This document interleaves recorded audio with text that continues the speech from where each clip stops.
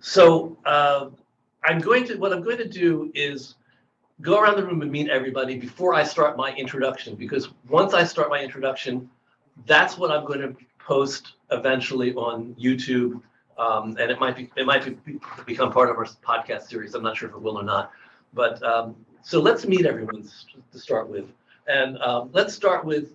I'm not going to introduce my panelists. Still, I'll introduce them later. But let's start with the people in Zoom. June, you want to say hi? Hello, everybody. I'm zooming in from Maryland, and this is really nice to see everybody. So, yeah, I'm a writer. That's it. let us know what you do, and also let us know if you have any particular questions or concerns about the role of women in theater today. If there are any things that you think are happening that are great, any things that you think are happening. Oh, come on up, Mackenzie. Hello. Better. Okay, so Bob, are we supposed to answer that question? yeah, you might as well answer the question first, because what we want to do is I want my panel to be listening to the concerns of the room. We're not here basically to philosophize. We're here basically to have conversations with everybody. So we want to know what people's concerns are. And I call you co-hosts. My co-hosts, I don't call them panelists. My co-hosts also may have concerns and questions and observations about what's going on in our world right now, in terms of the role of women in our society, which has just repealed Roe versus Wade. Not saying that there's a problem, but maybe there is. Yeah, no, not at all. And I've also talked to a lot of women in theater who haven't felt that there's been any particular challenge for them, but I've also talked to some who have been noticing that very often they're the only female face in a room. Just like I know, Cheryl's going to say something about that because I know that's one of the things that she's concerned about. So I wanted to be brief because we want to meet a lot of people. So June, what do you think is something that we should talk about? Well, I've been in this business a really long time, and I still find that women are not regarded as powerful as men. I still go through that, and I fight it all the time. So that is one topic for us to address. Richard, say hello, Richard Pelton. Richard Pelton, Glenda, Mrs. Ziegfeld, the musical, and June, I agree with you with what you said about women, but women own the world. I mean, absolutely, you know that to be true, okay? And we love women because they are the backbone of some men that are spineless, if you know what I mean. Okay, because so I need everybody to keep it brief because it's a lot of us. Yeah, they get it. We just want to know what's the topic sentence. We want to know the topic sentence. So we got that. We got it. So we're going to move to Helen now. Oh, hi. I'm in soggy San Francisco. I'm a writer. I've just completed my novel. I'm in rewrite, and I'm also in rewrite on a stage play that I'd like to have stage read here in San Francisco. My concern about my writing is specifically focused on women and their role in the world historically, and how their power or lack of it was perceived, and how they got to a certain place in history only to lose that place. Mario, do you want to say hello to us? I don't believe I've met you before, so it's good to have you. I haven't been on a call since I think February of last year, but it's good to be here, and I'm working on a number of different projects. One of them, surprisingly, is about a woman named Thea Bowman, who was a Roman Catholic nun. She was one of the Sisters of Perpetual Adoration, and she was an African-American woman who is hopefully will be canonized. So that's coming up in a reading of that. We hope to be at the Apollo in the fall or spring of next year. Okay, thank you, Mario. Mary Miller. Hi, I'm Mary Miller, and from my last meeting with Bob and everyone with me, from actress to producer, I realized I'm an actress, am a writer, and now I am a producer. And I'm looking forward. I have several pieces, 3 in fact, that are in various stages of being produced. that focus almost primarily on the female drive and the female success and failure rate in just normal everyday situations, basically, and how we interact with one another and whether we help each other or hurt each other and how we can all work together. Thanks, Mary. Tamara, who could easily be on this panel. I'm Tamara. I'm in Los Angeles, and I'm a producer on both coasts. And I don't know if I have a good answer to your question, Bob. I think everybody has said my answers, so not really sure. I'm sure other things are going to come up as we discuss it. Yeah, Things that you're going to go, oh my God, of course that. I hang out in kind of the tech side too. So, how women are treated in kind of the universe of entertainment is still not where I think we want it to be. So I think I'm still concerned about that. So next up is Lauren Taslitz. Oh, hi, I'm Lauren. I'm a librettist lyricist. I tend to write about the experiences of middle-aged women who are moms and older now that I'm a grandmother. And I had the experience of having a single male artistic director describe a show about having your kids move out of the house as a niche musical, the implication being that unless you were another middle-aged woman, how could you possibly expect anyone to have any interest in a story about this, where we're all expected to be interested in the story of a 25-year-old telling his parents he's gay. That's a good hot button one. Kimberly Clouds. I'm not sure I fully heard the question. Do you want to repeat it for me, or should I just dive in? I want to know, basically, before we try to be very wise and philosophical up here, we want to know what you care about. Oh, what I care about. Okay. What do you think are the things worth talking about? Well, I really care that women are represented in all our complexity in the plays and musicals and so on that are put out. And I'm a lyricist and playwright myself. And now to get my show produced, I am becoming a producer. And so I also care that women are empowered within the industry to be able to get our voices out there and heard. And I'd like it to, I know there's always a gatekeeper, but I'd like it to be a little fairer. I think it's a little unfair at the moment in some ways. When somebody acts as a gatekeeper, it's implicitly unfair, and that's one of the things that we all have to be aware of. There are gatekeepers on all aspects of our business and other businesses as well. And certainly in regional theaters, there is a feeling that the gatekeepers are keeping minority voices unheard. Okay, so far we have nothing much to talk about. But Right. Do we have 5 hours?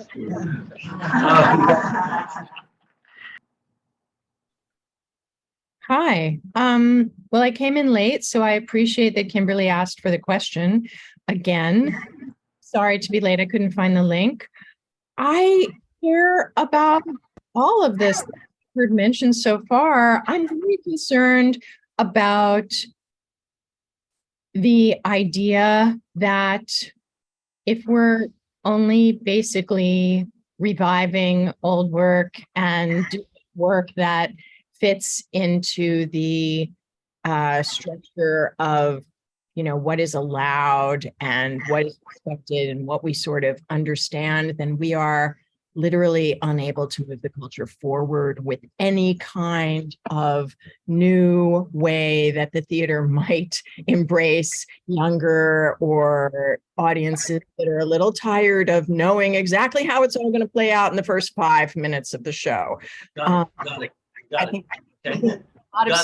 I got to keep things moving because I also realize that Sharon has to say something because she has to leave. We got to keep moving. Sharon, I realize that the format I chose is not convenient. It's not working for you.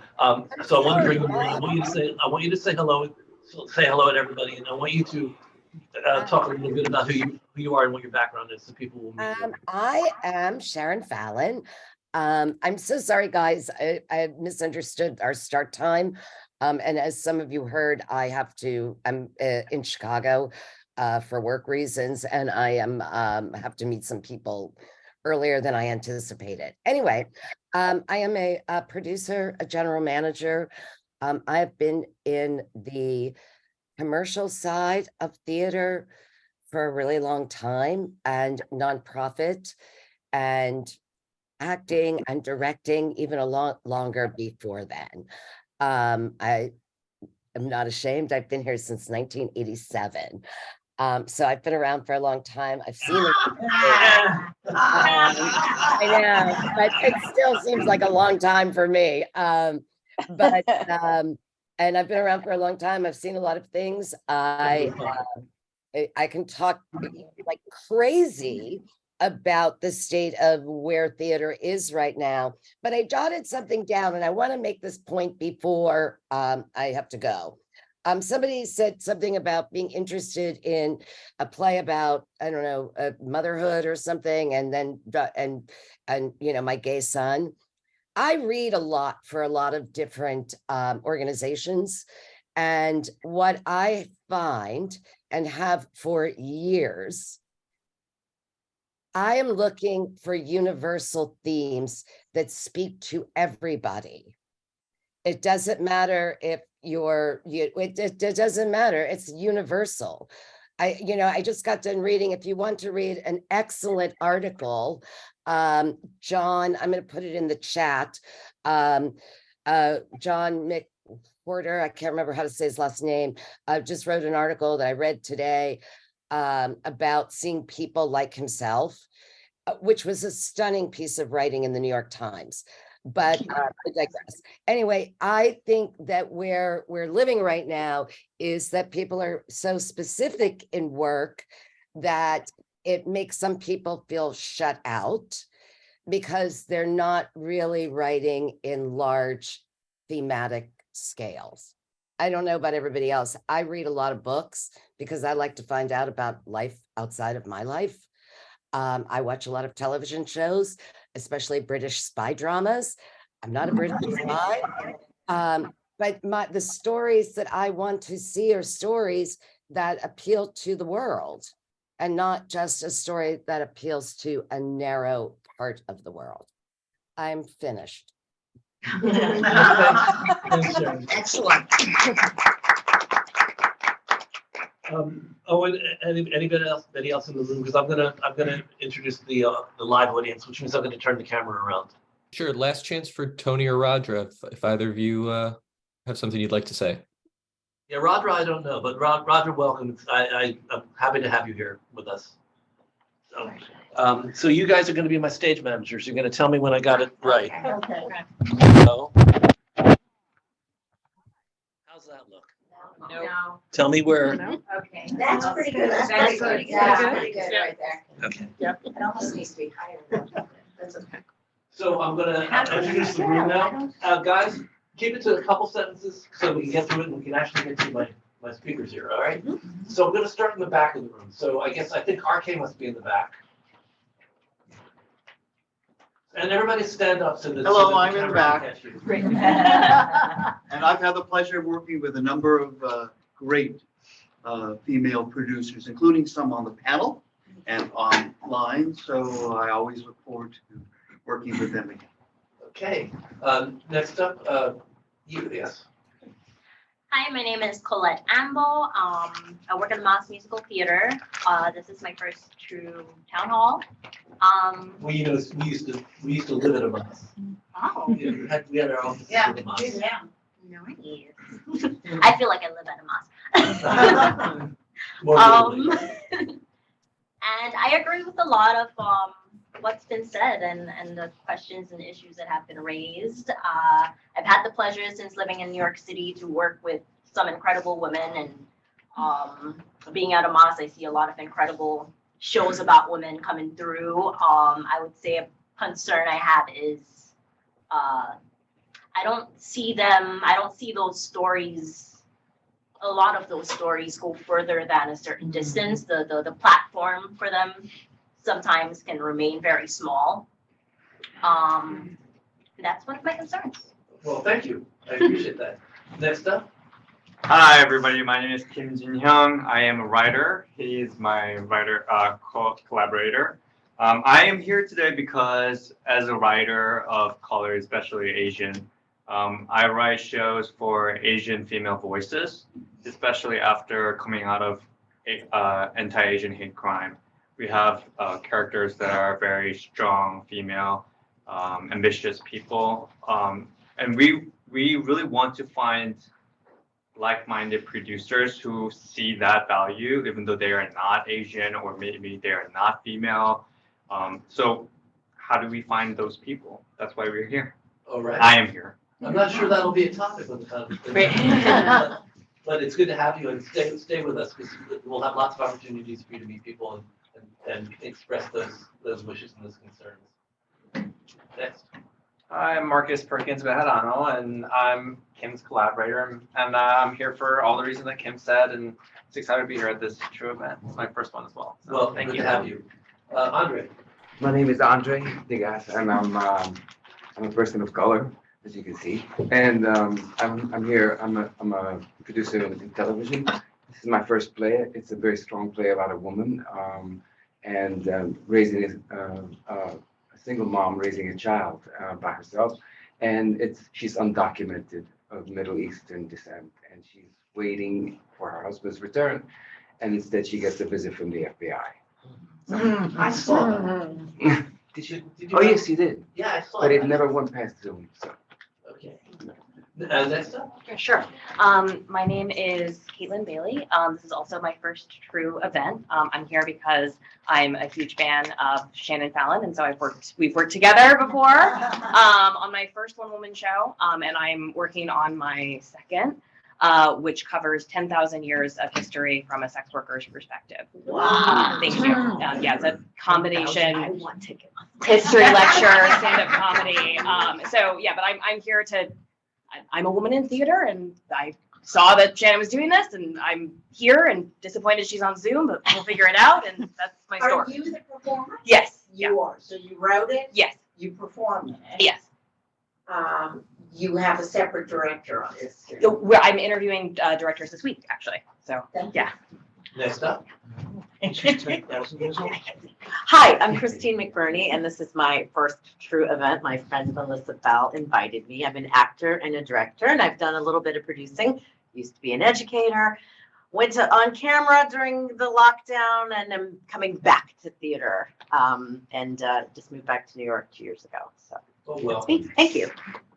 Melissa. Hi, I'm Melissa Bell. I'm a playwright and I focus on women's agency and repression.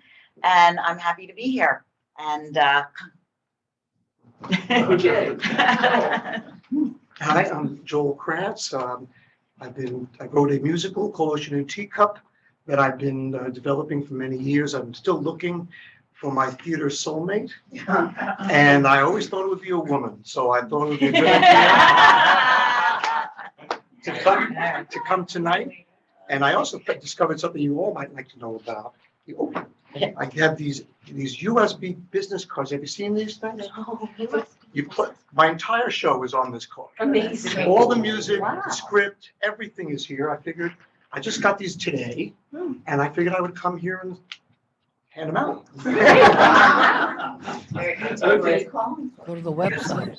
Hi, Nancy Cohen. I'm a filmmaker and a writer. I've written short musicals, and I'm working on something about that thing that happened. See, I'm also forgetting things in the 30s when people were judged by their mental faculties, and the Nazis took it on.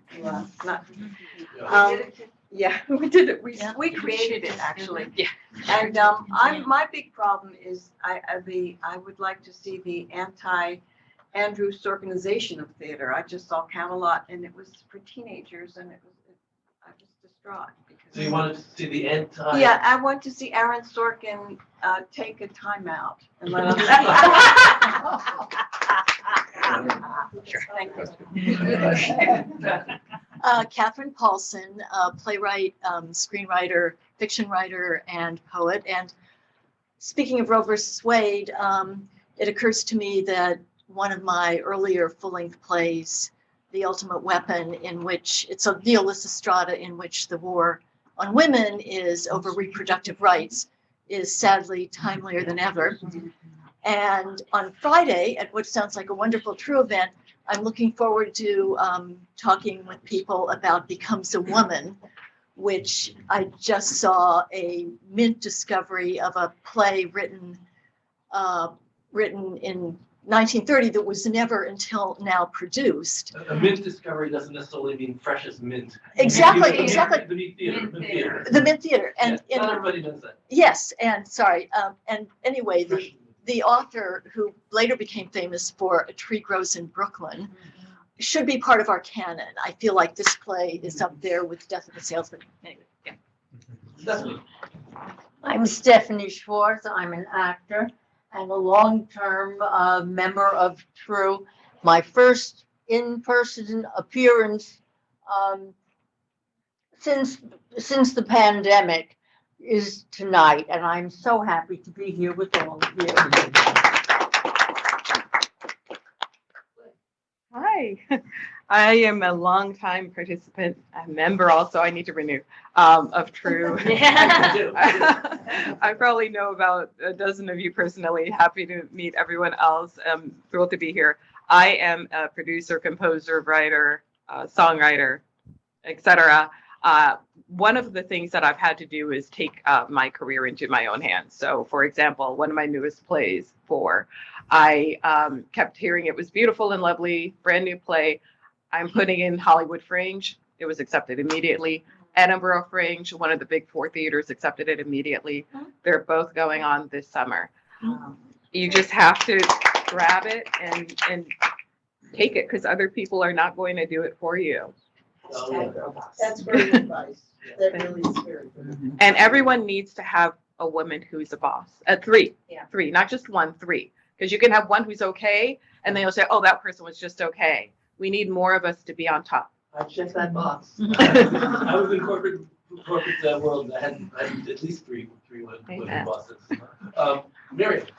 Hi, I'm Miriam Eusebio. I'm a director and an actor, and I have produced in order to direct. So I guess I'm a producer also, although it is, it's not the easiest thing for me. I wanted to say something interesting about like what people were talking about earlier about looking for something universal. I have observed that the more specific the storytelling is, the more it feels universal. Like people say, I don't want to do that play about that middle-aged woman whose children are leaving home because it's not universal. But if you're specific in the art, everybody, it will be universal. And so what we do have to culturally get over is the idea that the white man is the universal story center and that nobody else can really get behind a story about somebody else, because we can. Great. You want to say more? Hi, everybody. I'm Rachel Petit. I'm a new member here at Polaris North. About a day old, I guess. You look older than it. I'm very happy to be here.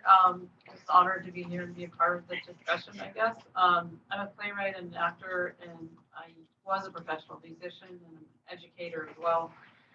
I would like to see more theater outreach, and that the theater outreach would work.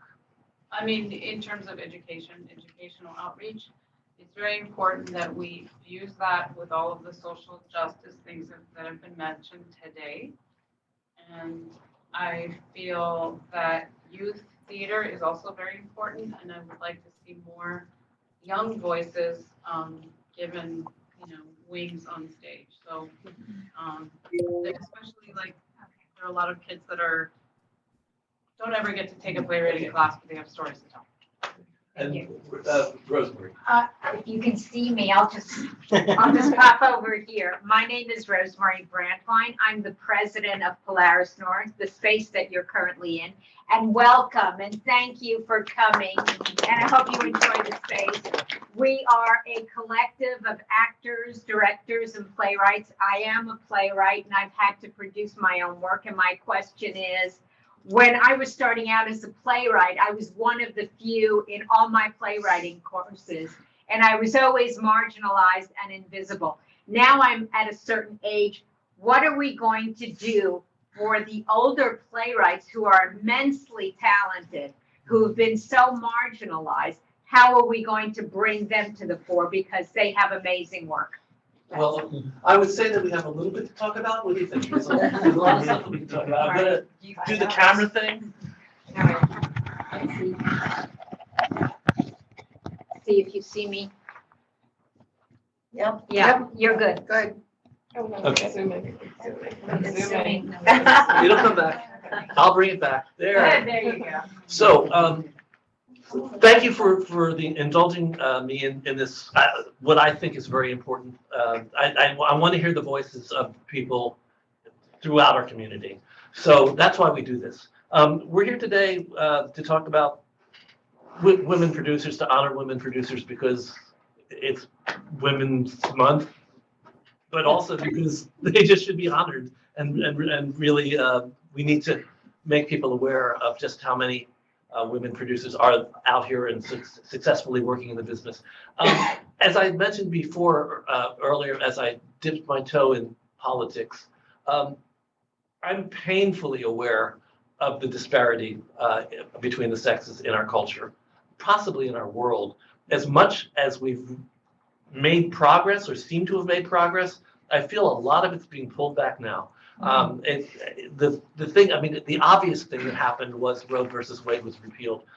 I do see, and I'm more conscious than ever of the fact that we are still in a male-dominated society, and men still think that they can tell women what's good for them. It just infuriates me, and I just want to start with that point of reality. I'm not going to go any further into it because then I would be mansplaining.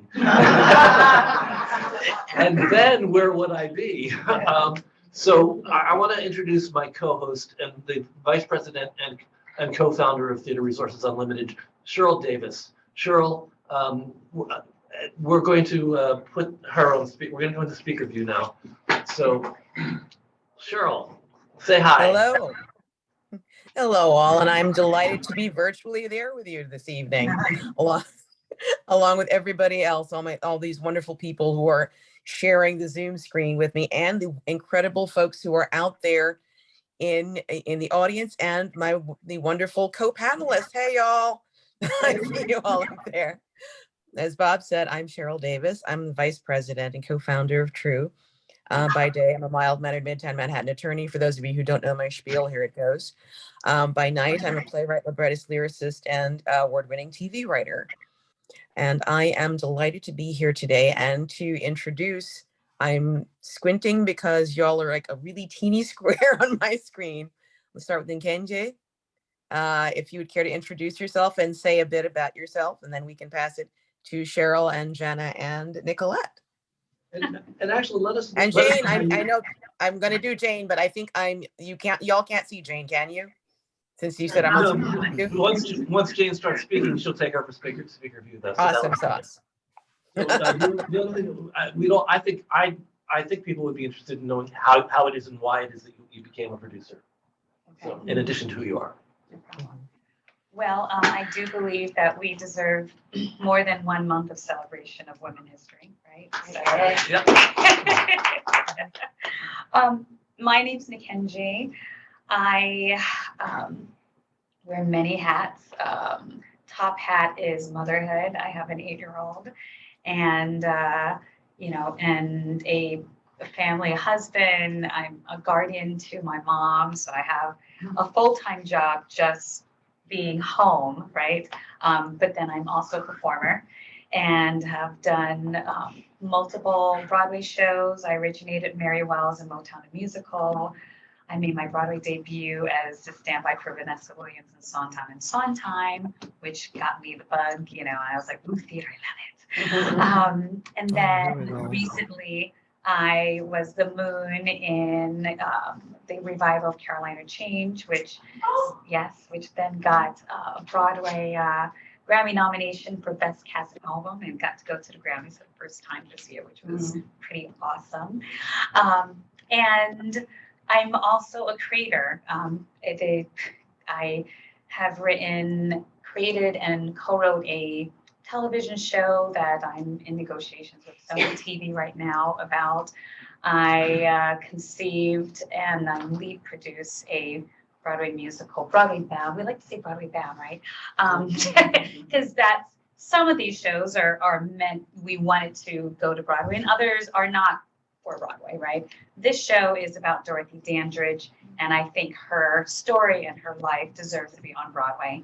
And we did a production, stage kind of concert production of it at Carnegie Hall this past year, and have some theaters that are interested in doing it, kind of like a pre-Broadway run before bringing it to New York. And that I've also produced on ships. Like I just got off the Celebrity cruise ship yesterday. So how I got into producing, wow, it's really due to, I don't want to say necessity, because, you know, that is definitely a part of it, because when you have an idea and you really feel passionate about it, and you don't necessarily find that group of village people that want to support it as well, and you're like, well, damn, this is great, I'm going to do it myself. And then suddenly everyone else is like, oh, well, that's a great idea. Like I told you that idea 3 years ago. Right? But I also worked with Barry Gordy very closely when he was developing Motown Musical. And, you know, he was all about not bringing Motown to Broadway, right? Not Broadway to Motown. And he was, you know, some people had, you know, opinions of him not being the easiest person to work with, but he was very authentic in wanting his story to be told the way he envisions his story. Everybody else is like, all the other artists got a chance to tell their story about Motown, about me and everything else. It's my turn to tell my story, right?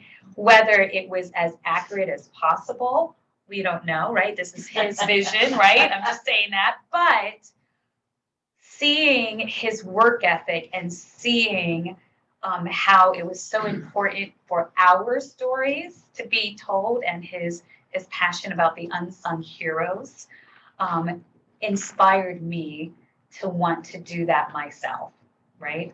And so I do stand on the shoulders of a lot of legends and people that I admire and that are mentoring me to understand how important it is to have not just, you know, not to be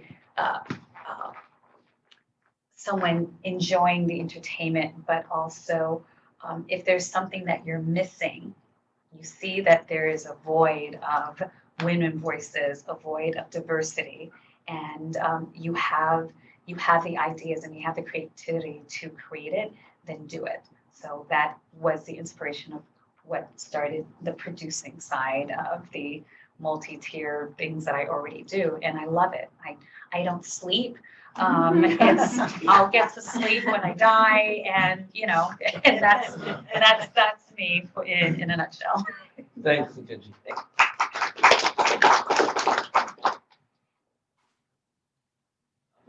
I think we're coming down there. Cheryl? I think we were going to Cheryl W. now. Hey. Hey.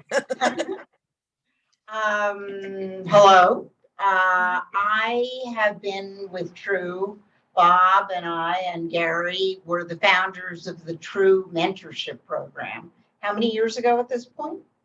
Well, good Lord. About 15 or 16? Yeah, long time ago. Yeah. I remember when I was first getting into producing, I had a lot of wonderful opportunities, but they were opportunities that I really had to create for myself. I had had a career of being a magazine and book editor and having done 2 different books in an entirely different world. But I knew that theater was important to me. I had a mother who always took me to theater. As a matter of fact, a little known story, although I did mention it, true, is I am named after a theater producer, Cheryl Crawford, who some of you might know. And I was just with Mom today, who's 100 and a half. Jana and We're gonna have I. a theme here. Yeah. So my mother is, important in my life. But producing, I just determined that was the avenue I wanted to take. And having been successful in terms of doing industrials and doing books and doing other things, and I really had no mentors. I had nobody. I went out there and I said, I'm just going to try this. And Mom didn't say very much, but my husband said, "Are you nuts?" But he was supportive. And I just pursued things that spoke to me. And I knew I was creative, but to some other points here.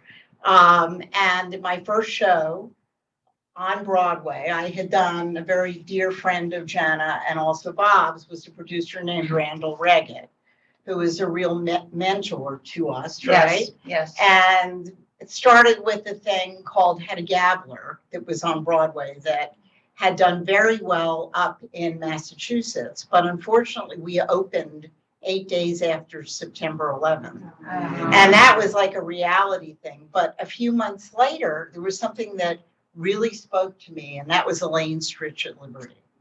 So you talk about women, and Elaine, when I was honored by True, Elaine introduced me at Sardi's, and it was like, she was unbelievable. So many She people. referred to me as Bob, what's his name? She was unbelievable. You talk about authentic, she was authentic. So that sort of started it. And I've done many other things on Broadway and off Broadway. And many experiences, but now I have a program called Theater That Changes Our World, which is part of a university in Connecticut, Fairfield University. They had never done theater before. And now it's like one of the favorite programs. And it's been around for about 7 years. And we just finished last week with a play. It's a one-off, but called Surviving Troubled Waters, about 2 women who were incarcerated for 55 years and how really they survived it through their music. One is a rap artist who is 37 and the other is 73. She was incarcerated for 37 years. And she never did anything. I mean, she was just a bystander at a murder. But anyway, I digress. Theater continues to move on, but I feel like I've changed. And that's a lesson for all of you. That I've had a lot of commercial success, and frankly, that was one of the reasons I got involved with True, because I wanted to be able, that was where the mentorship program started. I remember Patricia Klausner. I wanted to give back. I was lucky in this small way. I took it as a lark, and here I am. My first play was the Waverly Gallery in 1998, the first time that it had ever been done at the Promenade Theater. And I find with the work that I'm doing at the Quick, it's very inspirational. I also do commercial work. My play on Broadway this year has not done well, which is Pictures from Home. But it really moved me. And I think it's much more important than it has been given credit for. It's similar to the Fabelmans, but again, I digress. But anyway, that's me, and that's and I got into this because it was just natural. It just made sense to me. I had always been an editor, whether it was books or magazines, and that's how it started, and here I am. Thank you, Cheryl. I'm actually going to switch it up a bit. I was going to switch it up a bit and go to Jane before, just to throw things off a bit, be dramatic. Wow. Hi, I'm Jane Dubin. I feel like this is like a little bit like an AA meeting. I'm a producer. I'm a longtime True person. I started out in the mentorship program, and now I have been the masterclass teacher for the last million years. Taking the spring off, but I'll be back in the fall. I am commercial on Broadway, nothing this season, but I've done 9 shows and I've loved them all. They're all my little babies. I am currently leading a show, and I've decided that doing things the way they've always been done is not necessarily the right way to do things in this environment. So rather than spend the millions of dollars in development prior to Broadway, I'm spending less, and I'm taking my musical to audio. We're doing an audio podcast, for lack of a better word, but an audio musical drama called The Village of Vale, going into the studio in 4 weeks. And I'm terrified, but very excited. And the same. And I guess I got into producing by accident, by producing a friend's show. And we had success and a great time. So I was definitely misled into thinking that this was easy, and always. But I guess I stayed into producing because I'm a little bit of a control freak, which is part of why I'm doing what I'm doing in a different way and leading it kind of back in the beginning when I was working in festivals and in smaller shows and one-person shows where I was the producer rather than be a co-producer on Broadway, because you don't really have much control there. So I think when you're producing, there's different kinds of producers, and there's some people who are just money producers and some people who like to be creative producers. I'm in the latter category and get the most reward out of working with creative people, being in the room. Yes, where it happens. The definition of cliche. Yeah, I think that there's, I've sort of adopted a little bit of Cheryl's mantra of changing the world one theater goer at a time. And I do that both through my role as board president of Houses on the Moon Theater Company, whose mission is to amplify the unheard voice, and through my choices of my own work of trying to work on things that help change the dynamic in some sort of way, start conversations, offer a little bit different take on how to produce theater. So that's me. Thank you, Jane. Okay, Jana. Thank you. I was going to speak right after Cheryl just because she mentioned Randall Reagan. Before I go back to Randall, just so I'm Jana Robbins. I like to do things I'm passionate about. I like to do things that grab my heart. I like to do things I have to do, that there's no question about it. I have rarely, but I have produced things because I liked it or somebody else wanted to do it or it came into my life a different way. Generally, I produce something because I just have to.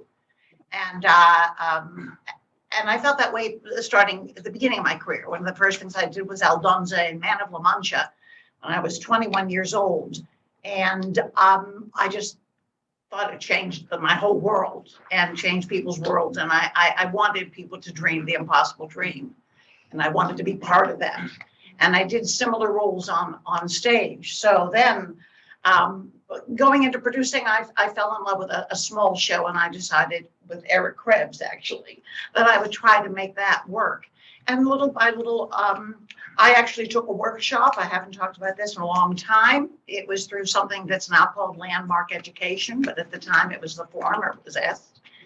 And we had to define our purpose in life. We had to write a 3-page thing about what our purpose is as human beings here on the planet now. And then we had to make that into a paragraph, and then we had to turn it into one sentence. And I turned it in one sentence, and then that became the title of the company. Because I decided that my entire purpose in the world was to be here to present, whether I was on stage or directing it or producing it, to present theater that not only entertains, but educates and inspires us to create a better world. So that was the impetus.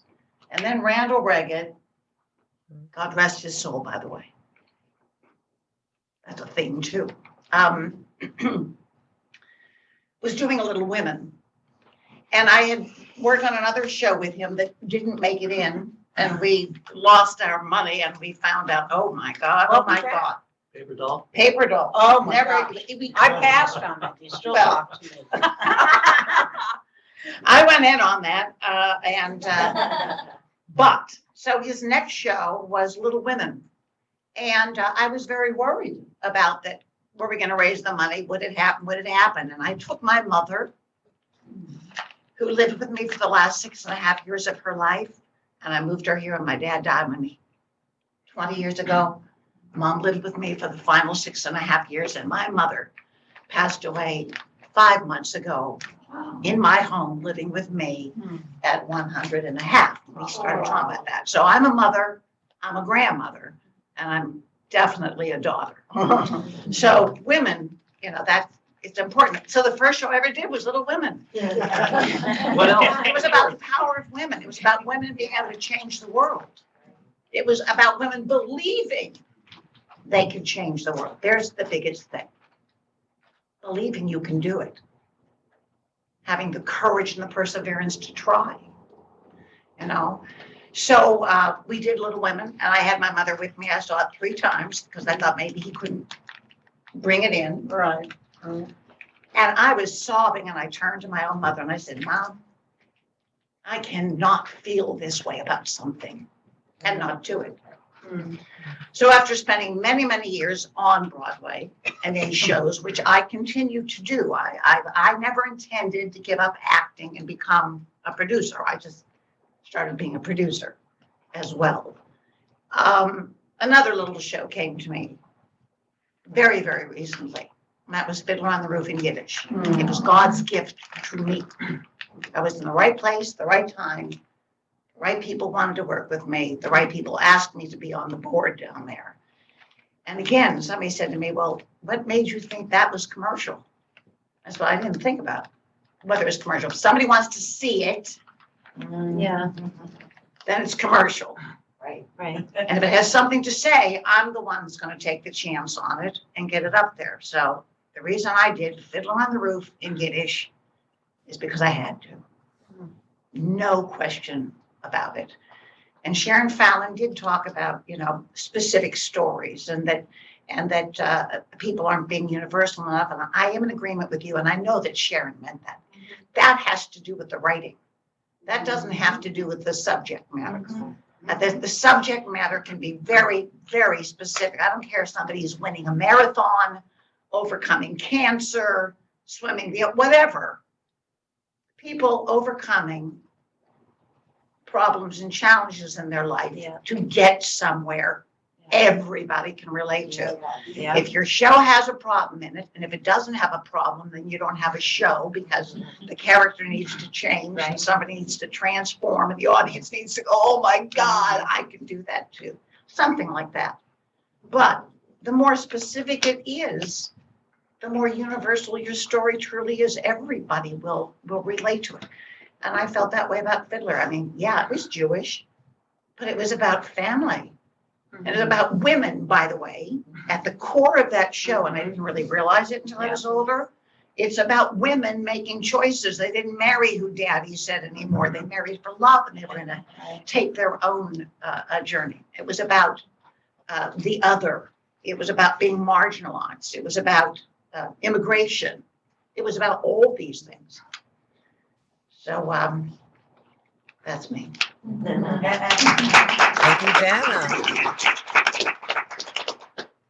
And Nicolette. Nicolette Blount, Chickasaw. Hello, my name is Nicolette Blount. I am Chickasaw, Native American. I speak in my language a little bit because my tribe's language is on the endangered list. So it's really important for me to, I'm still learning. We only have like 40 fluent speakers left in our tribe, all over the age of 60. So the language is dying and we're trying to use it.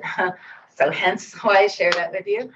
And just before I start, I just want a special thank you to all husbands, but my husband's in the hospital right now, and he's really, really sick. And I said, I'm supposed to go to this thing because we live in Massachusetts. And I said, I said I was going to go. He's like, I want you to go. He's like, this is really important. I want you to go. So here I am.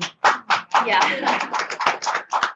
So, let's see. I feel like such a baby producer compared to everyone here. And it's exactly one of the reasons why I wanted to have people at all levels. Thank you. I'm honored. I am honored. So I am late to the game. I met my husband when I was a theater and voice major, a double major because the school I went to didn't have musical theater. And I didn't know that I could major in musical theater. It was like just the family I grew up in, all educators. So I was like the creative one. I was the weird one. And for the rest of my life, I've always felt like the rebel and the outsider, as a lot of us artists, I feel that way. And so I met my husband, put him through school. He's a surgeon. And then I went back to school. We were living in Hawaii and I started having kids. And then my first daughter had special needs. She has a really rare form of spina bifida. You would never know it. She dances and runs and all the things. But I kept having children, so that interrupted my schooling. And then fast forward to all 4 of our parents dying from cancer, really young ages. Both our moms died from a glioblastoma, which is a really rare brain cancer.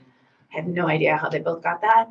But then after so I have always been a songwriter and I've always been a writer in addition to a performer. And once my parents died, it took me like 7 years where I didn't write one song, which for anybody who's a composer or lyricist, songwriter, that is like death. Like you're not writing anything for 7 years. And then after the 7 years, I started going back to doing local musicals. And my great grandmother, her name is Wanda Savage. She raised up from vaudeville to silent films. They whitewashed her. They made her look white. I had pictures of her face being white. Her hands are darker. She had like 5 husbands.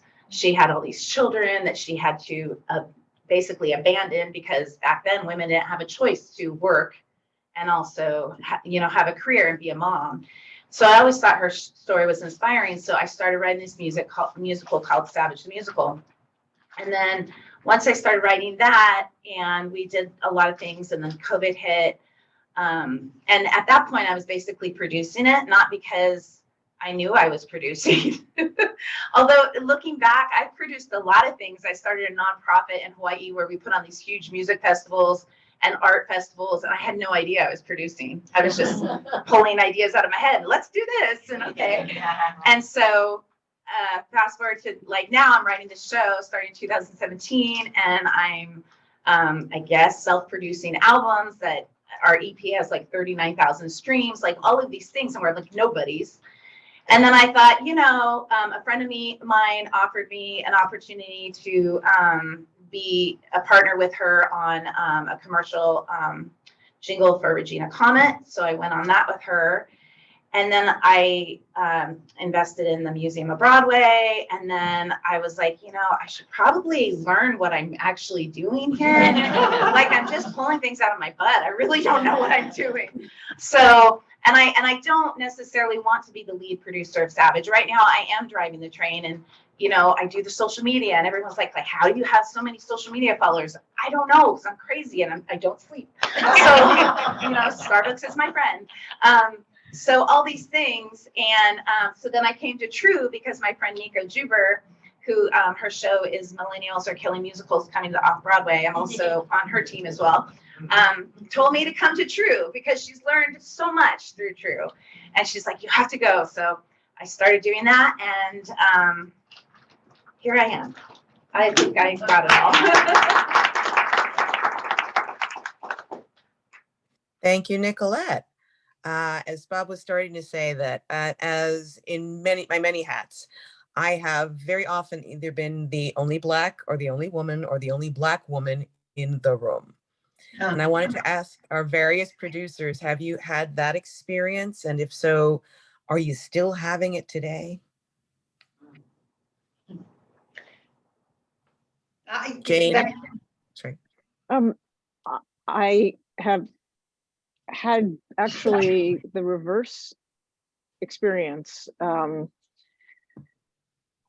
Almost, I look at the Broadway shows that I've done, and with the exception of An American in Paris, I think every one of those shows had a woman who was the lead producer, from Harriet Levy to Dori Bernstein to Sonia Friedman, Nancy Gibbs. So I've been, that may be partially because I was attracted to that kind of show, but I can't say that for sure because I certainly didn't know in the beginning what I was getting. I definitely did not know what I was getting into when I did my first Broadway show, except that I had worked, my first commercial show was an off-Broadway show and Harriet Levy was the lead producer.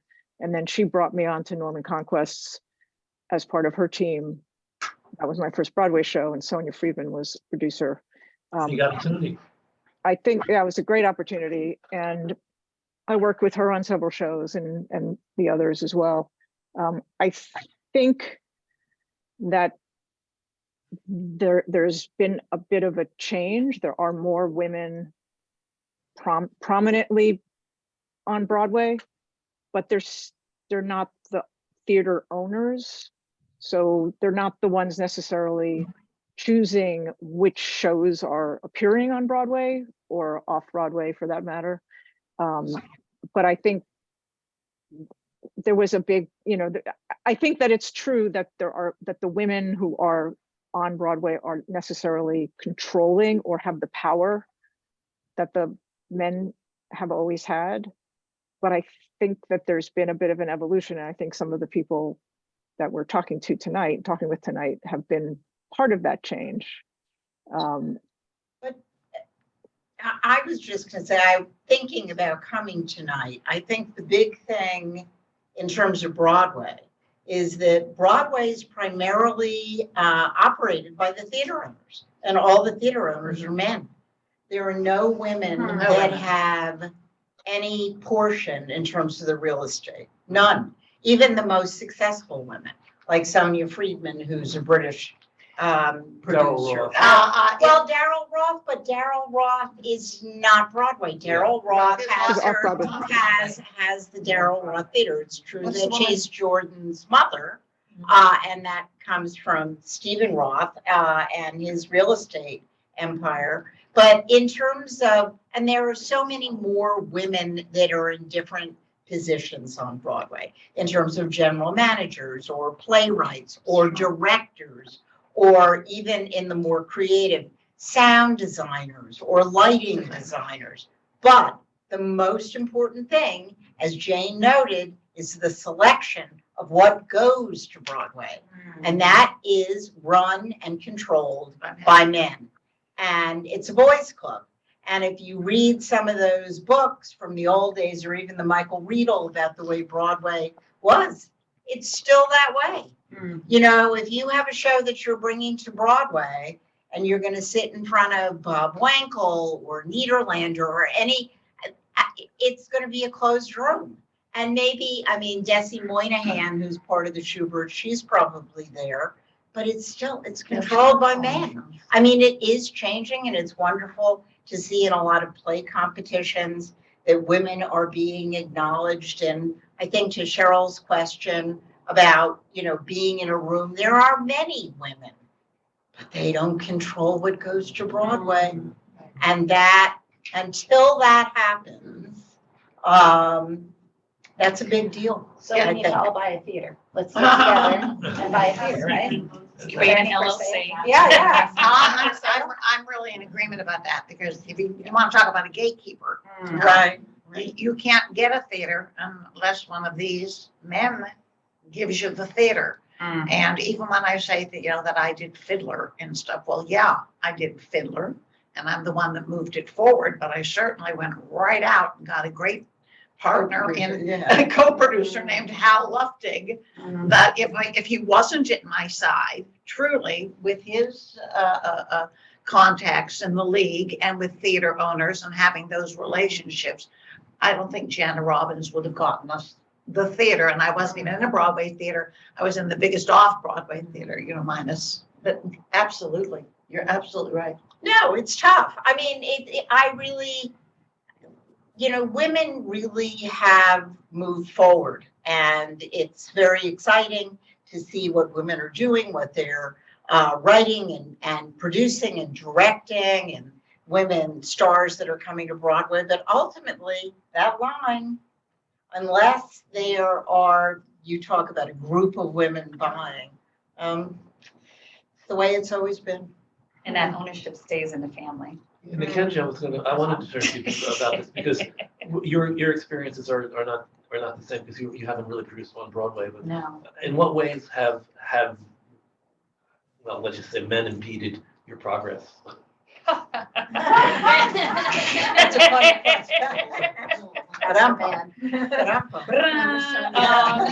It's interesting because, speaking of theaters, just because I was, considered like Berry Gordy's protege during Motown, I got to understand what was happening behind closed doors with the Lunfontaine Theater and why Motown closed and then reopened. And, it was just, and you're right, it's all about relationships. Like they convinced Mr. Gordy to, first of all, Mr. Gordy had like 40 cast members, right?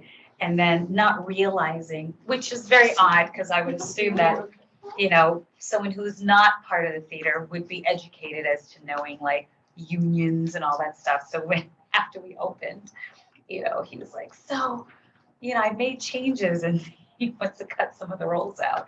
You're like, you can't do that. You know what I mean? Once you open a show with a certain amount of actors, that is how it has to stay, right? And we still did minor changes of that script even after opening night, and just then what happened is they took it on tour and realized that, they made their money back in 6 months because the cast was half the size. Mm-hmm. It was on a theater contract, not a production contract. It was just like, okay.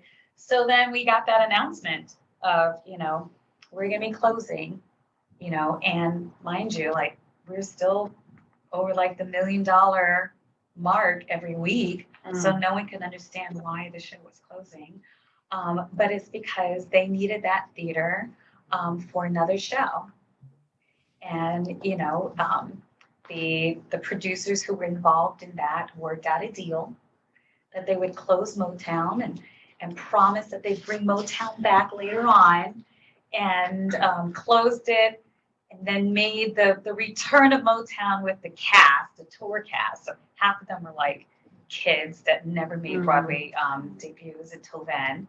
And then they brought it back to Broadway with like the intention of, doing a long-standing run, and they closed within, I think, 17 weeks because after that, Hamilton showed up. The theater changed, so they didn't think that they needed to promote the show like they did before.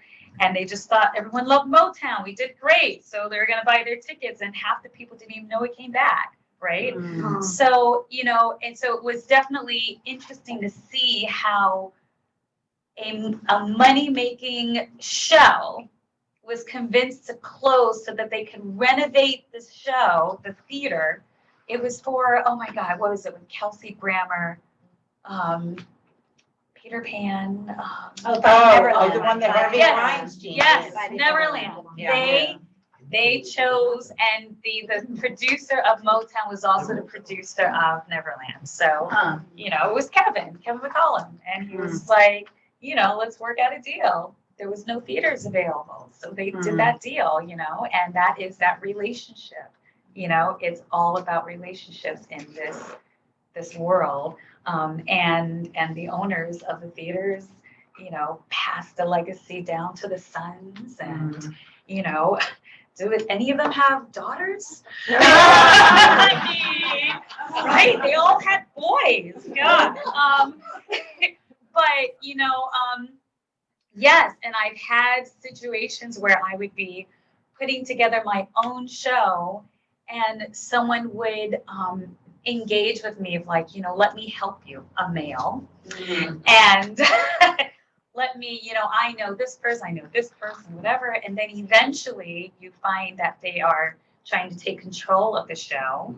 And then they're trying to tell you, you know what, like, why don't you just stick to the creative side and I'll take over everything else, right?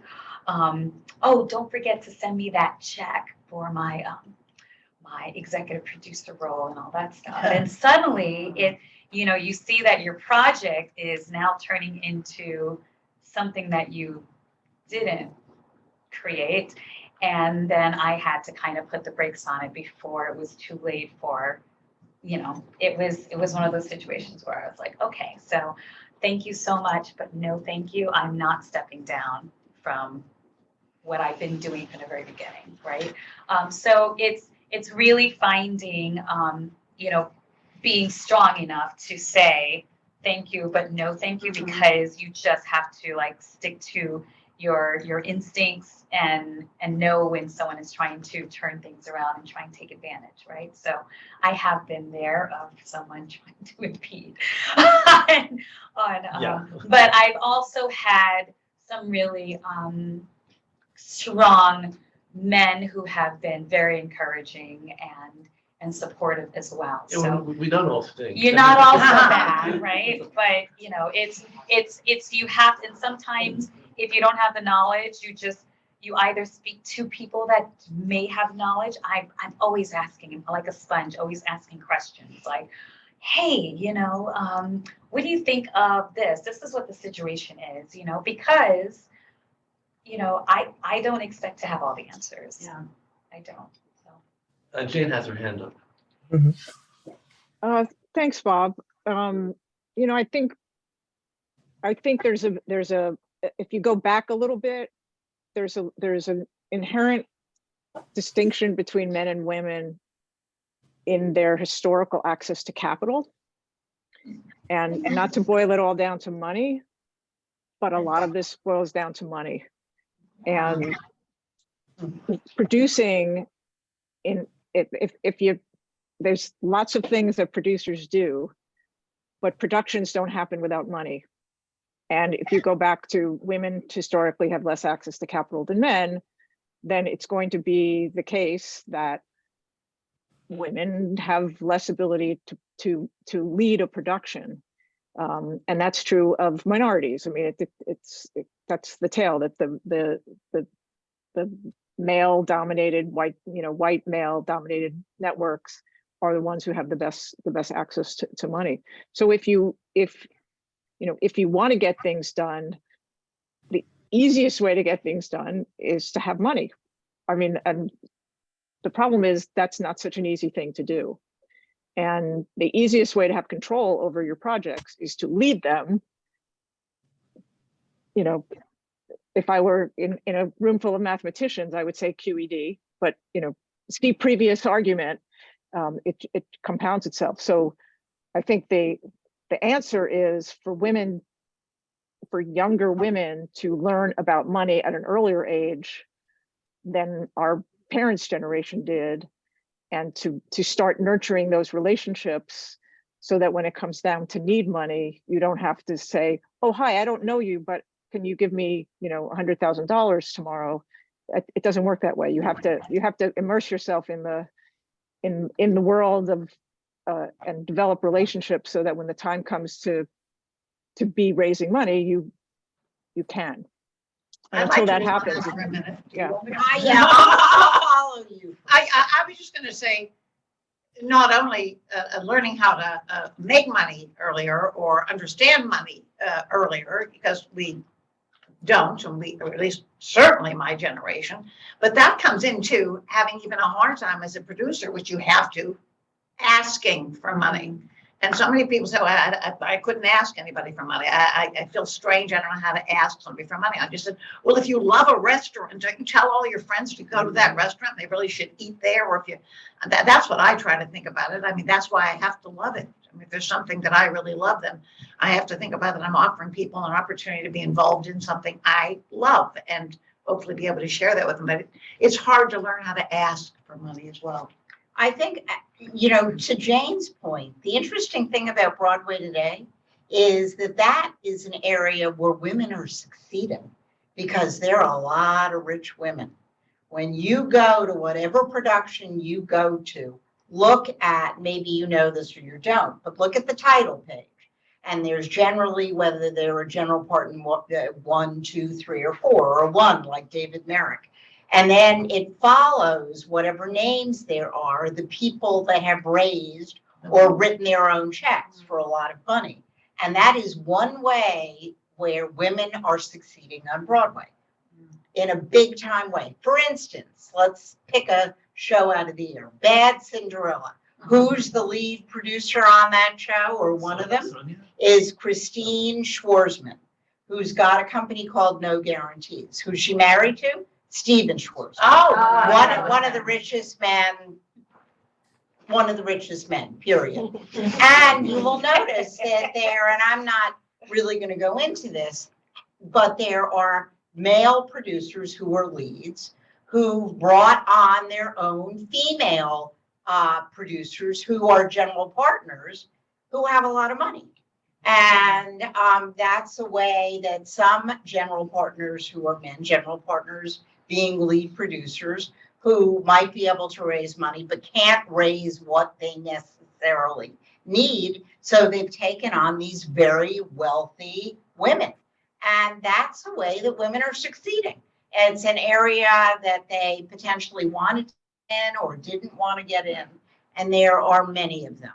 And all you have to do is read playbills. You know, the next time you go. I mean, that was one of the things when I first started at True, or in terms of mentoring and also being on panels. One of the things that I said to people is do research. Look at newspapers, go read playbills. See, if you want to raise money, write down names, spend time, see who's doing what, read their bios. And there might be a way for you to connect to that particular description. Someone works somewhere. Oh my gosh, my sister works there. My son works there.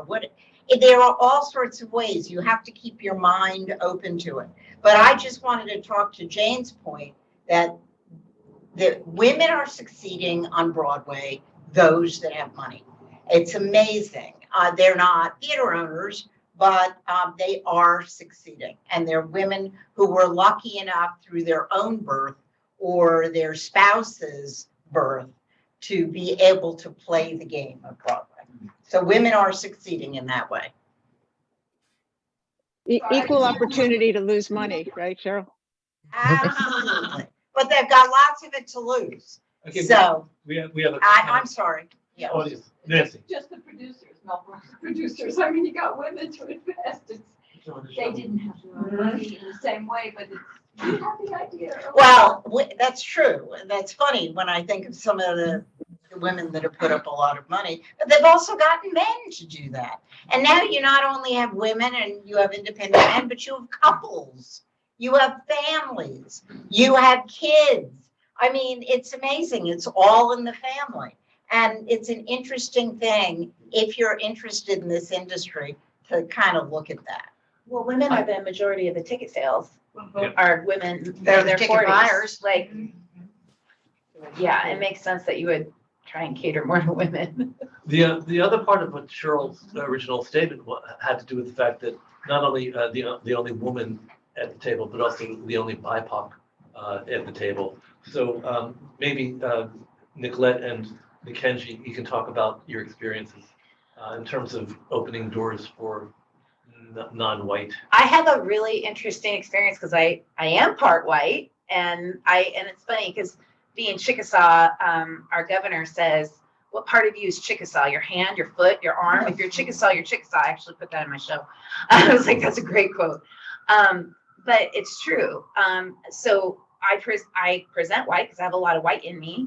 I'm also Native American. Actually, I have some North African in me. I mean, I'm a real mix. I know I don't look it, but I really am.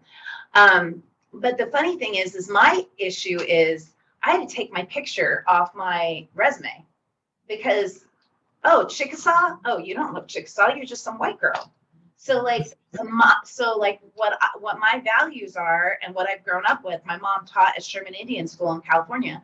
What I've grown up with has now been negated because I appear white. And so there's no way you could be Chickasaw. And it's funny because I think that the people who live, like where my tribe is in Oklahoma, we're all mixed. My tribe, we have people who are Chickasaw who look African American, who are white, who are blonde, who are red haired. Then we have the dark haired, dark skin. We're just so mixed. All the tribes are mixed. And so I think if you live in a place where there's a lot of Native Americans, you get it. But if you live outside of a place like that, you don't realize that Native Americans don't look like the typical how they should look. There are a lot of us are mixed.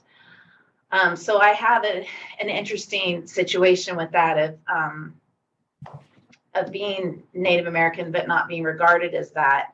I will say from what I've seen so far, I haven't seen any, and I mean, I don't know everyone, so it's not the be all end all, but I haven't seen any Native American producers. I did hear of one who I think has done productions on Broadway or off Broadway. I haven't met her yet.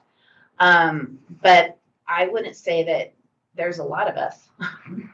And even like my friends who are Native American writers, they're having a really hard time of getting stories heard or seen, or, you know, they're done in these really small theaters where only a select people go.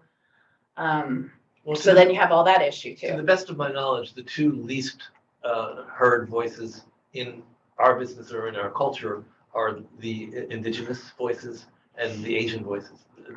Asians are not getting as much recognition, and haven't been as welcomed in the community as we would hope, or maybe they're just not interested. But I think it's probably that there's gatekeepers that are keeping And the them out. Native American storytelling is a little bit different than what we are used to hearing. You know, there's like usually two crescendos in the story, not just one.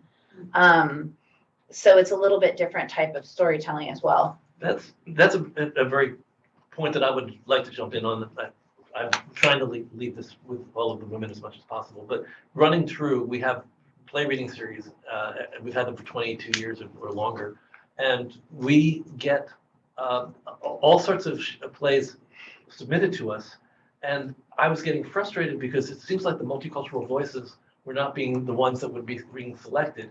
And when I finally realized, I need readers who understand those voices. A lot of my white male readers will read something written by an indigenous writer or even a black writer, and it doesn't sound right to them.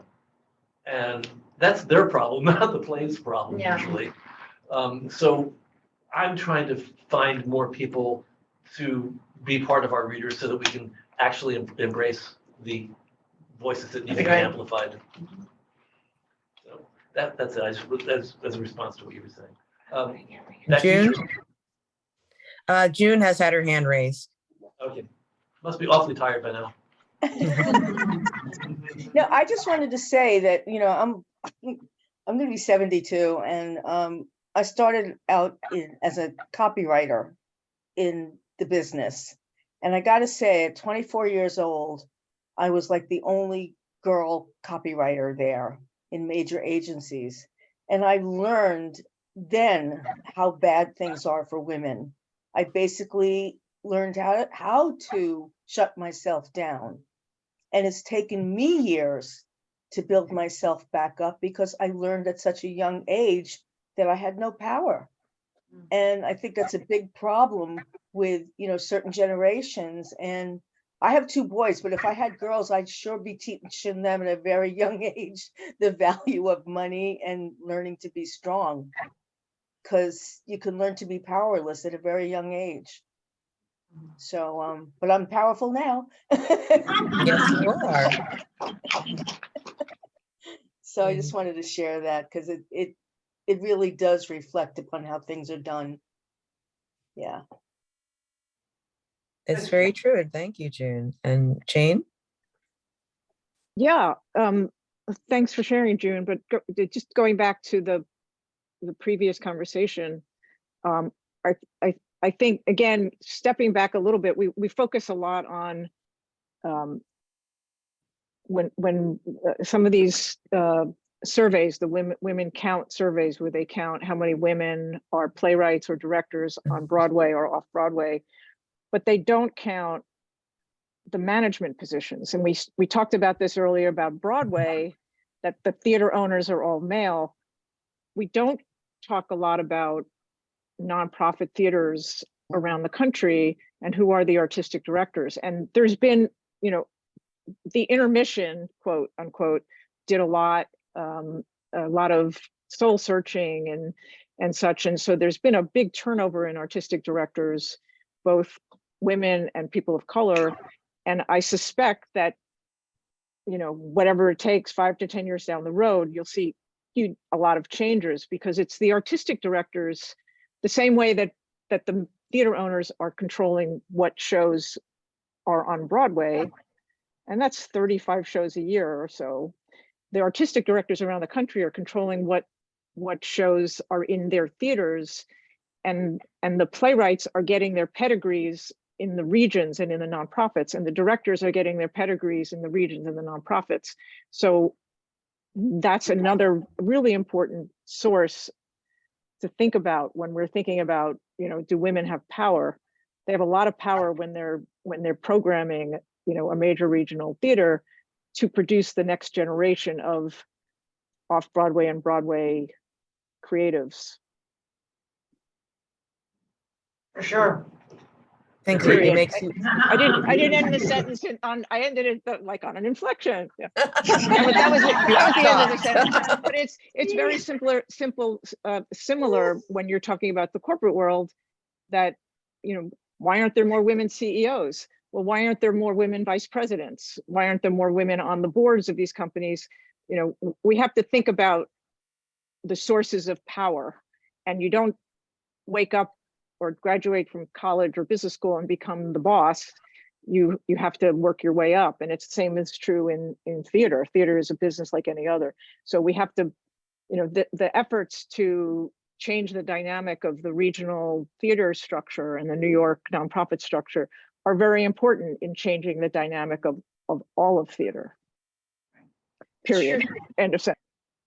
But I've noticed I sometimes watch CNBC in the morning, along with Morning Joe. There you have it. I'm not a Fox girl, but CNBC more often than not has an extraordinary. No, Jane, that you come from that background, but the majority of people they have are women. It's amazing to me how that world has changed. In terms of all the different women heading all different kinds of financial companies. And I do not think that's true. I mean, what Jane says is right about not-for-profit and local theater. That's a whole other discussion. And the intermission, as she said, the pandemic has changed that. But theater's behind in terms of management, I think, quite a bit compared to other industries, I believe. I'd like to go back to the community, to the audience. And I know that we promised we were going to cover some of the things that you were mentioning. Have we not covered something that you would like us to cover in the virtual land or in real world, if you can call theater a real world? Clay. Hi. So I have a couple of follow-up questions. I have like a million, but here are two. The first one would be, how do we, I guess, encourage the female artistic directors to take the leap or take the chance with new voices? Because a lot of times what comes back is, well, that's not what our audiences want. That's not what the people want. It's not commercial, or it's not, and we keep getting this loop. Well, if you don't put it in the out on stage, you're not gonna find out if there will be butts in seats. You know, how do we do that? Or is that something we need to do? Or do we need to go back to influencing the people at the top? What's our strategy? I think, and for me, I think, and Jane is the president, is that the right word, in terms of Houses on the Moon? I'm chair of the board. Chair of the board. Chair of the board. The artistic director of Houses on the Moon is a woman named Emily Weiner, who I've known for many years, and Jane made the introduction, actually. And she is someone I know who I've mentored. I'm very close to her, and I continue to do that. But she's a risk taker. You know, she's a risk taker, and she has great taste. She just wrote a play called Shared Sentences. I think that's what we need. We need people and artistic directors, women artistic directors, who understand what the mantle is. They understand what they need to do, and they're willing to take a risk. And there are, like, you know, women's theater company, Women's Project, Royal Family Theater, they're small theaters. Being a risk taker, being open, understanding where we need to get to. I'm going to come at that creatively too, and say to you that I think often the playwright is given an answer because that's just the answer today. Do you know what I'm saying to you? Yeah. I feel that the only thing you can control is the quality of your work and your commitment to realizing it to the best of your ability. And I think that it's possible that somebody would take on something that they're going to take a risk with simply because the piece itself you can't say no to. And I think that's the only way you can control it from an artistic point of view, because, you know, because often we'll say, well, our audiences just aren't looking for that right now, or gee, it was great, but we're only doing comedies this season. I mean, but that's also a bigger topic, which is basically the fact that this is to everybody, this is to myself because I'm a writer. Eventually, something that you write will resonate with somebody. Yeah, you can't really control if it doesn't resonate with people. That's true. And you should never be out there writing to please. Right. Oh, their audience is like this, I'm going to try to do that. No, you can't. I You gotta think be true to also yourself and your own story. So I think also you have to realize the economics of these regional theaters. I mean, I think it was you know, True has these Friday community gatherings, and we've had a couple of regional artistic directors and managing directors on the show. At least like one every 4 to 6 weeks. Yeah. And you know, they will tell you how they program their seasons. If they have subscriber bases, their holiday show is something that everyone is going to bring their whole family to, and maybe they have one slot for new work, but maybe not. And I think if you're a writer and you're trying to place your show in a regional theater, you need to read up on theaters and see which are the theaters that focus on new work, which are the theaters that can take risks, because not all of them do. And they may say to you, we're not doing this year, or we're looking for comedies. That's their polite way of saying, you know, I'm not interested in your work. But that's not a reflection on your work. Like Jana was saying, it's not a reflection on your work. It's a reflection of their business model. Right. So that you have to do a little bit more work to find the new works types of theaters. Yeah. And also the theaters that have artistic directors that are actually eager to do new works. I just had a guy on from Warehouse Theater in South Carolina, and he's absolutely dedicated. He does nothing that you would expect. None of his plays are the same old. It's this new stuff. It's voices that he thinks he can help to amplify. There are people out there. There need to be more. Yeah. Yeah, I think also, just to chime into that, is that there are theaters that have programs that are developing new shows, right? So not all the regional theaters have that. So, you know, you have theaters that are very committed to new works, And their goal is to develop those new works to then bring it to the main stage, right? So, you know, and then some theaters are just presenting houses, right? So, you know, so know which one you're targeting and which one is going to be that's going to have a connection to what you've written, right? And at the end of the day, you just need that one yes, right? You can have like 50 no's, that one yes, and you get your show up. And then it's a sold out house and you got reviews and all that. Then you can take it to the bigger theater and say, guess what? This was like, you know, the best thing. I'm going to interrupt and ask a question, which is simply, that's very important to know. And I'm going to take that to True, and I'm going to take it to you because I've been around for a long time. And I don't know where that list is. And it's something that I'm always saying to somebody that if he says, oh, I'm looking for producer. And I'm going, no, you're not. You're looking for a new musical works festival. You're looking for a theater that is looking for, they see the germ, or way even more than the germ. And that's their mission, that they want to help develop new musicals, new plays, or something. But where is Tamara that does that. Yeah. Hey, Tamara. Yeah, Tamara does that. Good. But there are a couple of answers. One of them is regional theaters. There's a full listing of regional theaters, and it's a lot of theaters, and you have to research each of them. It's a lot of work. And some of them say they only take works from agents.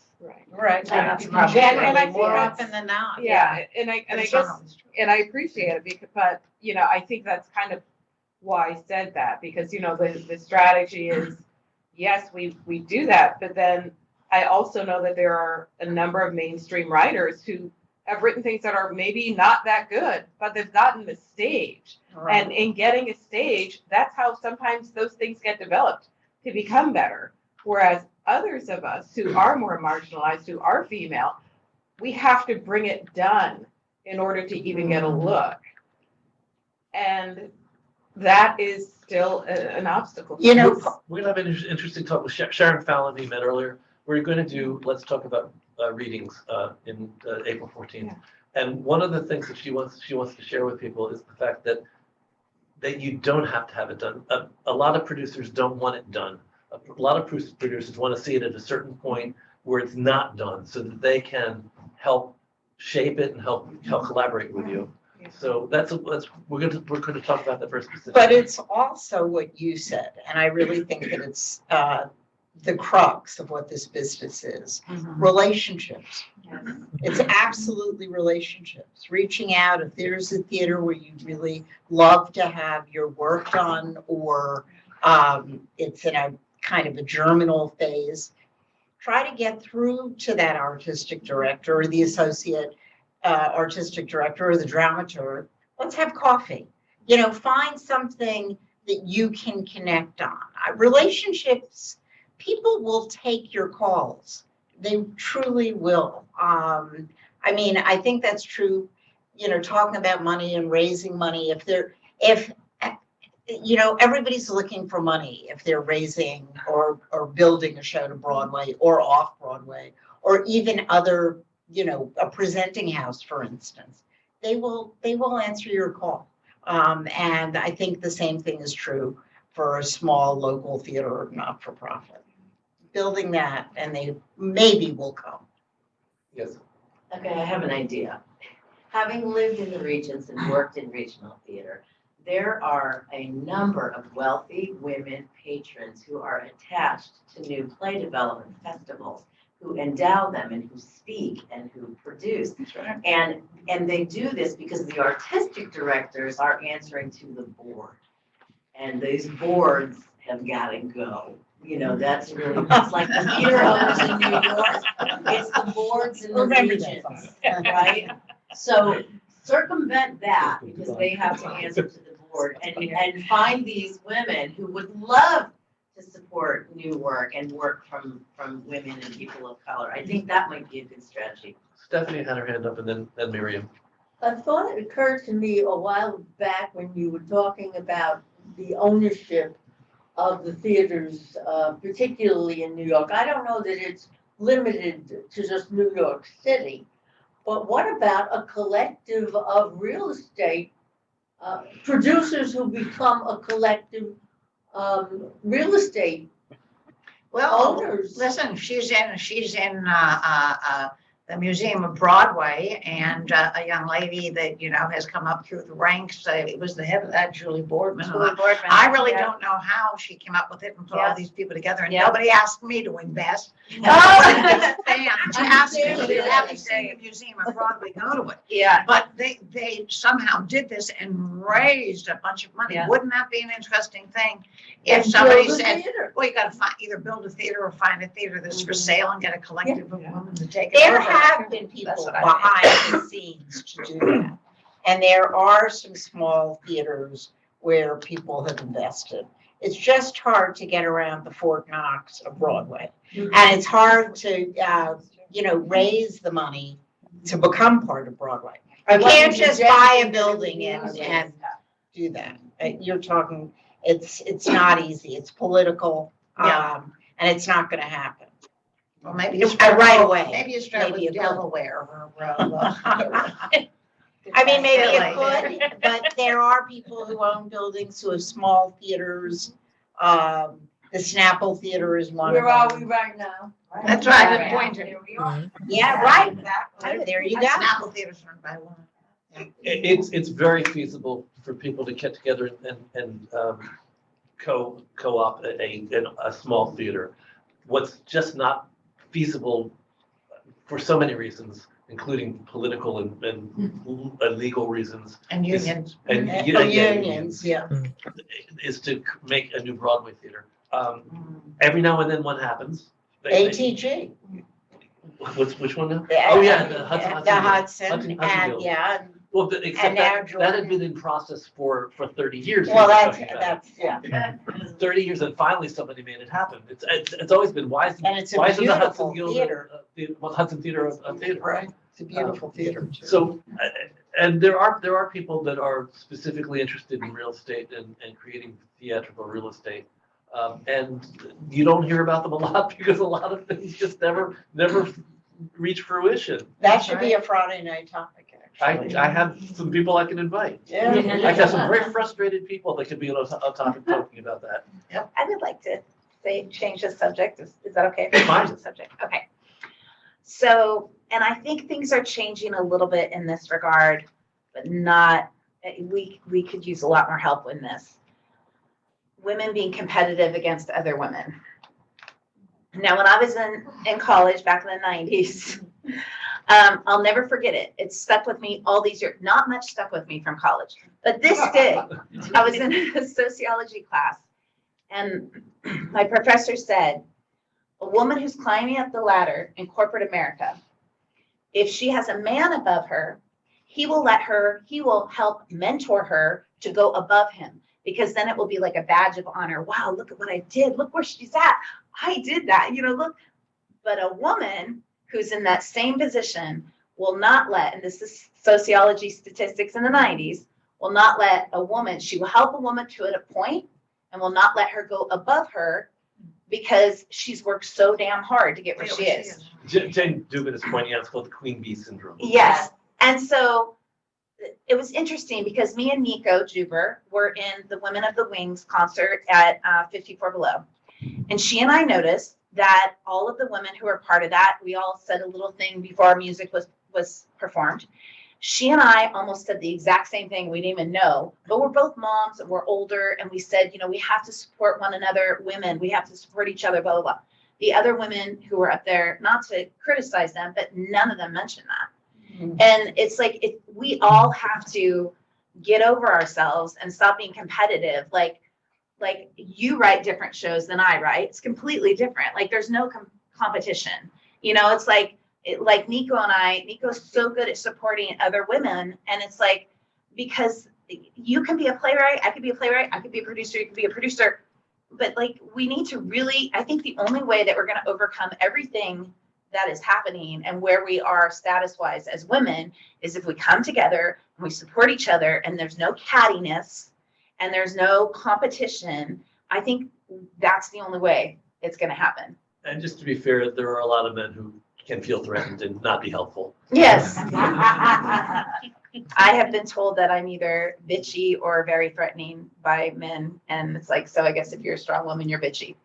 So. And that is an interesting copy Yeah. sentence for discussion as No, well. it is. Yeah. I mean, we know, we've all heard that, you know, Yeah. a woman who's aggressive is a bitch, a man who's aggressive is a smart guy. Yes. Yeah. Or we could just put it neutrally and say it's perceived differently than a man. That's correct, that's correct.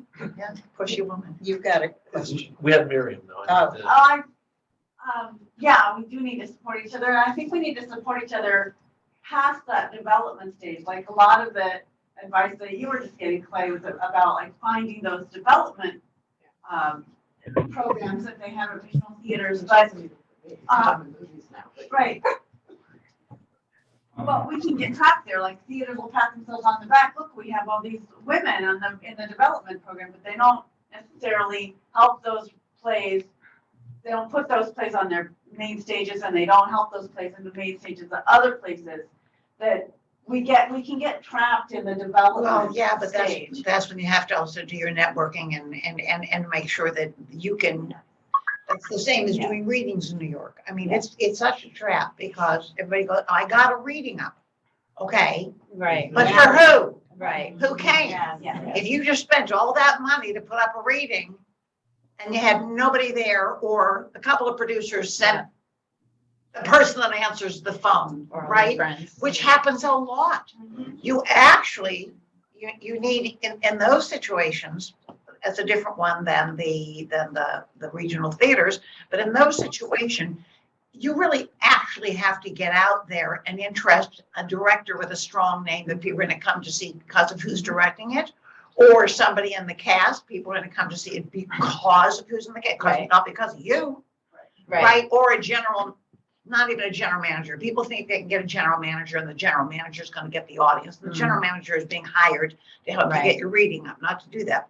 But there has to be some way to position yourself. In the same way with going to that regional theater, I think you have to, you weigh the pluses and the minuses. You know, I did an out of town tryout, another Randall Reagan show that I said when Randall died, may he rest in peace, and he was part of True and a wonderful mentor to me. When he died, I was his only co-producer, and I said, I will not let the show die. And I didn't. And I got it out for this amazing production at Kansas City Rep. It was. But guess what? Nobody came to Kansas. And I'm telling you this story. But I mean, a couple of my investor producer people and one like Sereno or AKA came and saw my show. But I didn't get any movement out of that whatsoever because I was unfortunately in Kansas. It's not easy to get to. So the same with the regional theaters. I just think you've got to weigh it yourself. Who's on the board there? What's their community there? Is there a community that might get behind your show because of what you've written? Who's going to also see it? You want to develop your show, but yeah, you want to have a potential move And from that. that's really true for me. True for me. I like that. Our new That tagline. that should be a T-shirt. True for me, true for you. But I get a lot of invitations, and I was saying to you before Bob came and the group came that I like to read. I'm much more a reader. I like to read scripts. I sometimes find that going to readings, they're so schmoozy. Kiss, kiss, how are you? You're looking where people are sitting. But I look to see who's sort of there, who's directing it, who's part of it. Are there actors or singers? What's it going to be? So I'm to Janice's point, I think that's really, really important. You know, who you get on your team to do that. And readings are important. Sharon was Jane has her hand up. Yeah, I also, I think that was Clay who was talking, but there may also be other ways of developing your show that don't involve getting a regional theater. Just saying, I mean, I'll tell you and this time next year if it works, but instead of going to a regional theater, we're recording our show. And so instead of having to read the script or go to a reading with a piano, we'll have fully orchestrated music and fully acted storytelling. And maybe it turns into a film, maybe it turns into a series, maybe it turns into a stage play. but you don't have to go to it. So you don't have to go to Kansas City. You don't have to go to California. You can just put on your headphones and listen to it. But what I really wanted to, that was just a response, but I really wanted to ask a question of our host, Cheryl, since you have had in your, not your day role, but in your role as writer, you've had some success, and maybe you could offer some insight to people who are looking to put their shows out there. Not to put you on the spot, but you know, how did you do that? Well, I think it is a lot of networking in terms of putting yourself out there for opportunities that may not even be initially, that you don't even think are going to be initially helpful. For example, being a part of a reading series that then somebody comes to and says, I don't want to do this, but what else do you have? Being a part of organizations like, for example, I was on a panel, actually this has to do with like my college, I was on a college panel, and one of the reasons I did it was to be helpful, but I also wanted to meet somebody else who then lo and behold saw me on the panel and came up to me afterwards and said, hey, I love what you said. I want to talk to you. I want to help you. So kind of like putting your bread out there upon the water in terms of like making yourself open for opportunities. I'm also a constant contactor and updater. I'm always like every quarter or so emailing folks saying, hey, Cheryl, how you doing? I have a reading, I have a this, I have a that. That is actually how I got to write for Law and Order SVU, because I met Warren Light some years ago, and periodically I would say, hey, Warren, how you doing? Hey, Warren, I got a reading. Hey, Warren, this, hey, Warren, that. And one of those times he emailed me back and with more than the just standard, oh, it's so nice to say hi. He said, actually, I have a question for you. Do you know anybody who has worked in a trauma unit at a hospital? I was like, actually, I don't, but my cousin is a hairdresser, and hairdressers know literally everybody. Women know this.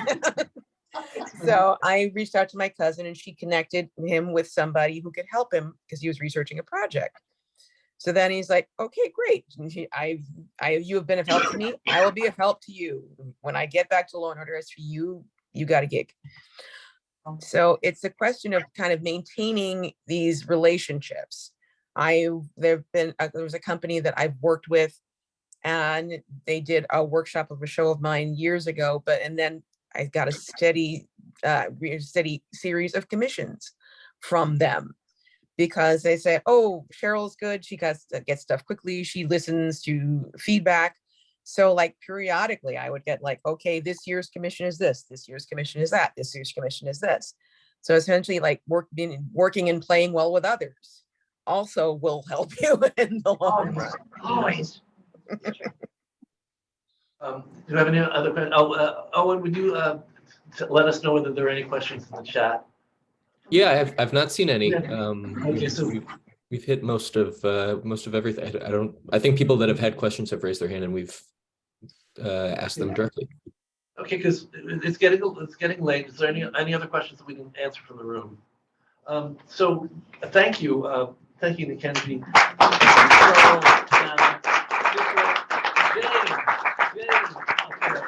Jane. Jane, talk so we can see you. Bob, can I just add one thing? Can I add one thing here before we go? Yeah. For people who are interested in learning how to produce, let me state the obvious. That True has not only Fridays at 5, Fridays at 5 community gathering. Started at 5:30. Not only do they have that Friday afternoon community gathering call, there's whole days on how to raise money and different aspects of producing.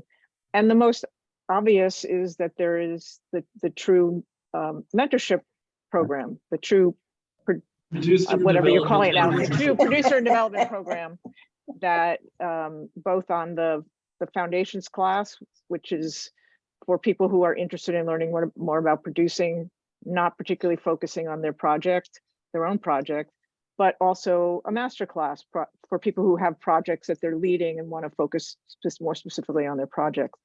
So, you know, keep that in mind and check the True website for different programs and different offerings coming up. There are writer producer speed dates. There's writer director programs. There's all kinds of things for those of you who are new to True to explore.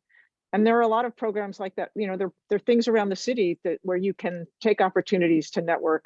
Some of them are online, some of them are, you know, returning to in person, because, and Bob, I'll tell you, I don't know if I ever told you the story, but one of the first True panels I ever went to when I was in the mentorship program was a program that you did where you had people from the mentorship program talking about how they got their first theater.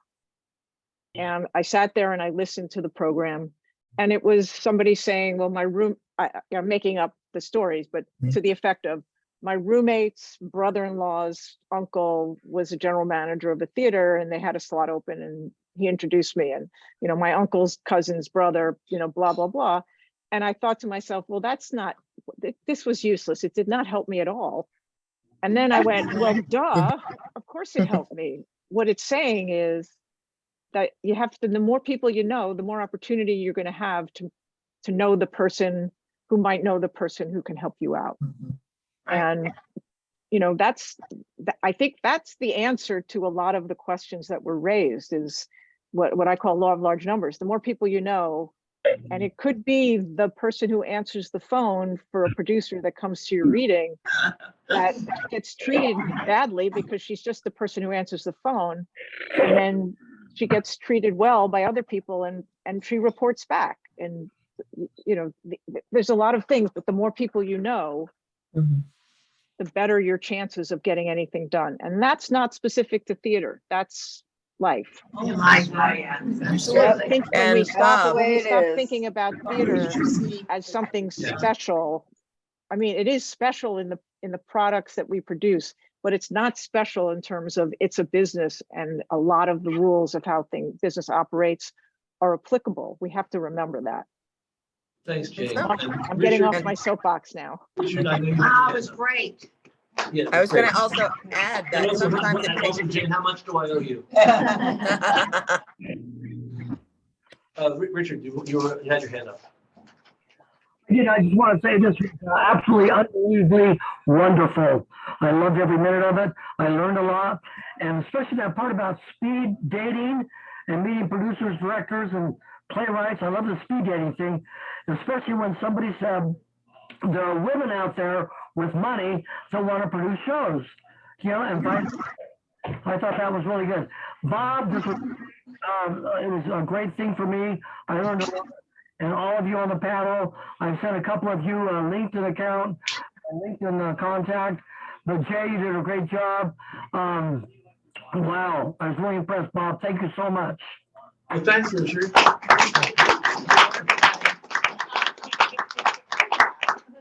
And once again, I'll close by saying thank you, Mackenzie. Sure. What? Can I say one quick thing? Oh, sure. Why not? Okay, I haven't said this, but do you remember that I was on the first True board? How many years was that ago? It was maybe the second, but it was early. Yes, but I just want to say that it's the best thing that I've ever done, being part of True. And I really, really, really recommend it because it's wonderful. Thank you. Thank you.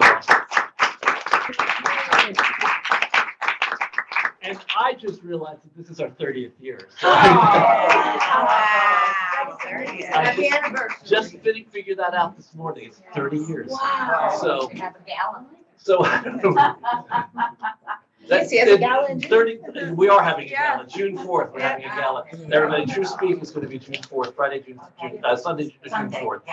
And Miriam's going to be part of that. And she's playing it. There's a production company of 52 people, so I can't really say everybody involved in right now. But thank you, Jane. Thank you, Sharon, who's not here now. Cheryl, thank you for helping me found True and helping me stay sane for 30 years. Well, relatively sane for 30 years. Okay, and that's it, everybody, and my audience out there. Come join us on Fridays for the community gathering and stay in touch. Night all. Oh, did you love it? Oh, yeah, it's so awesome. They're always. Hey, Cheryl? They've been very good Yes. about it. Cheryl D, we should, it's been ages, we should catch up. Let's do that. We will have coffee or something. Okay. Well, I'm not in the city, but maybe we can do this. We can certainly Zoom. Okay. No. Do I have your email? Stephanie, I went through. Can't hear a thing. You know, I don't know. Which is the best email for you? The one that ends MHJUR? You want to just private chat me about your email? I have to go out and make a text. I'll email you.